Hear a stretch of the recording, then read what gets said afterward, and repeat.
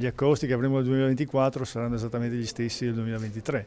Abbiamo comunque un incremento del numero di passeggeri che salirà a 540.000, quindi un 9% in più rispetto all'anno scorso, e anche in termini di call, quindi di toccate, che saliranno a 246. I numeri della crocieristica a Venezia sono in crescita. La stagione si aprirà ufficialmente il 24 marzo e avrà tra i suoi appuntamenti più importanti l'entrata in funzione ad agosto del nuovo terminal di Fusina, 3.000 metri quadri di superficie per un investimento di 5 milioni di euro, in grado di assicurare la gestione contemporanea di 2 navi in modalità home port e la movimentazione di 400 passeggeri all'ora. Ma questo consentirà ovviamente di rendere più agevole, più efficace, soprattutto l'arrivo delle navi extralusso qui a Venezia, che è un business che a noi interessa moltissimo, proprio per qualificare anche maggiormente la nostra città. Fusina chiaramente è situata in una zona, è collocata in una zona chiaramente più vicina all'uscita della bocca di Malamocco.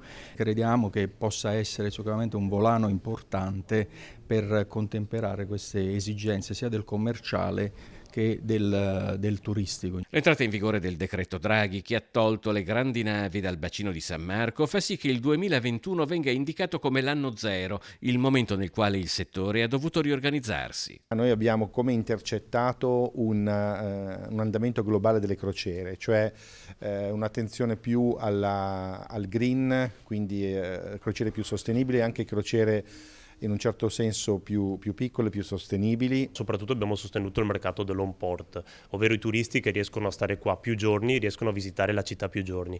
L'obiettivo che ci siamo dati come amministrazione è quello di cercare di far vivere un'esperienza anche diversa di più giorni ai turisti.